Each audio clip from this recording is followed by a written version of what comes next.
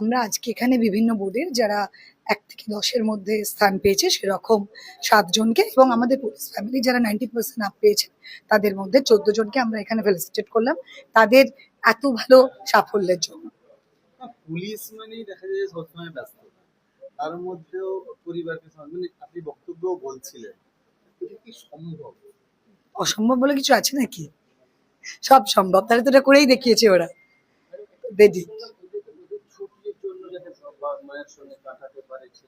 না না সেটা এরকম আইডিয়া না, বাট ঠিক আছে, ছুটি তো ওদের প্রাপ্য। ওরা যেহেতু বাচ্চারা এত ভালো রেজাল্ট করেছে তাই ওদেরও ইচ্ছে করবে যে অন্তত আর একটা নতুন করে ক্লাস 11-এর একটা সেশন শুরু হওয়ার আগে একটা কোথাও ব্রেক ভালো লাগা।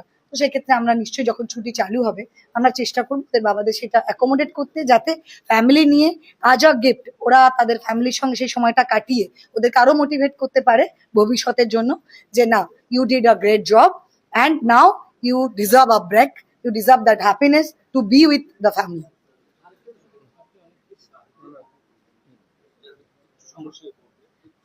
সেই তরফ থেকে যদি আমাদের এরকম কোনো কিছু হয়, হেল্প হয়, আমাদের ওয়েলফেয়ার যা করা সম্ভব উই উইল ডু, নিশ্চয়ই।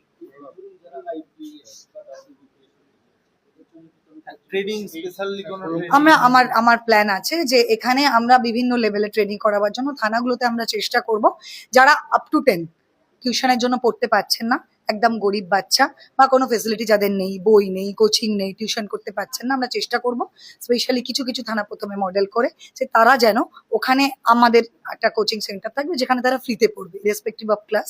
তারপরে আমাদের টার্গেট থাকবে মাধ্যমিকে আমাদের এখান থেকে এতজন যে পেয়েছে আরো বেশি করে, যাতে 1 থেকে 10-এর মধ্যে 7 জন এসছে, যাতে আমাদের যদি হেল্প করতে পারি সেই নাম্বারটা যেন 7-এর জায়গায় 17, 37 হয়।